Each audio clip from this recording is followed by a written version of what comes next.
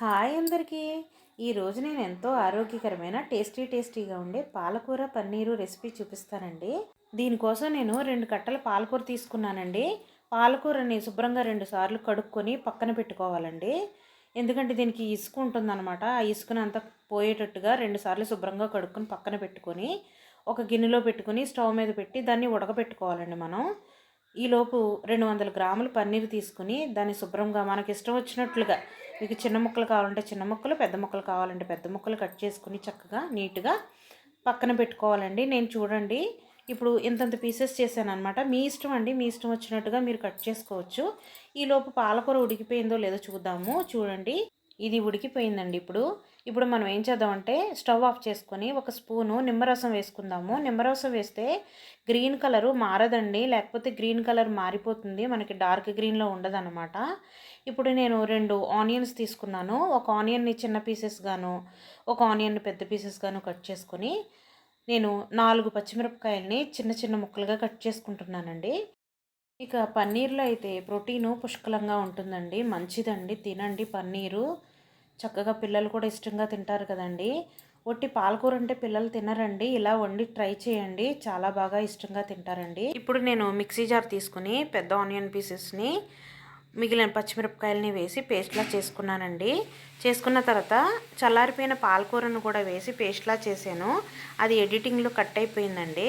ఇప్పుడు కడాయి పెట్టుకుని దాంట్లో ఆయిల్ వేసుకుని దాంట్లో జీలకర్ర వేసుకుని ఫ్రై అయ్యాక చిన్నగా కట్ చేసుకున్న ఆనియన్ పీసెస్ వేసి పచ్చిమిరపకాయలు కరివేపాకు వేసి బాగా ఫ్రై చేయాలండి.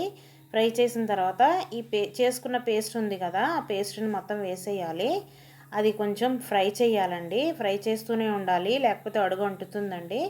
ఫ్రై అయ్యాక బాగా అప్పుడు మనం ఏం చేద్దామంటే దీంట్లో ఒక స్పూను అల్లం పేస్టు, ఒక స్పూను వెల్లుల్లిపాయ పేస్టు వేద్దాము.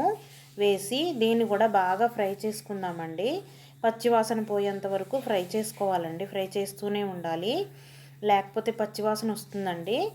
ఇప్పుడు మనం ఏం చేద్దామంటే మిక్సీ జార్ ఉంది కదా, మిక్సీ జార్లో కొంచెం వాటర్ పోసి దాంట్లో కొంచెం కళ్ళుప్పు, కొంచెం పసుపు, 2 స్పూన్ల కారము, 2 స్పూన్ల ధనియాల పొడి, 1 స్పూను గరం మసాలా వేసి దాన్ని బాగా మిక్స్ చేసుకుని కడాయిలో పోసుకోవాలండి. పోసుకొని బాగా కలుపుకొని బాగా మిక్స్ అయ్యేంత వరకు కలుపుతూనే ఉండాలండి. కలిపిన తర్వాత మనకి ఎంత గ్రేవీ కావాలో అంత వాటర్ యాడ్ చేయాలండి. దీంట్లో పాలకూర ప్రెగ్నెంట్ లేడీస్కి చాలా మంచిదండి. పాలకూర పన్నీరు కూడా వెయిట్ లాస్కి చాలా ఉపయోగపడతాయండి. ఇప్పుడు చూడండి, వాటర్ పోసేసుకున్నాం కదా. ఇప్పుడు మనం ఏం చేద్దామంటే దాని మీద మూత పెట్టుకుని కొంచెం సేపు ఉడికించుకుందామండి. ఇంకొకటి ఏంటంటే పన్నీరు మీరు ఎప్పుడు ఫ్రై చేయకండి.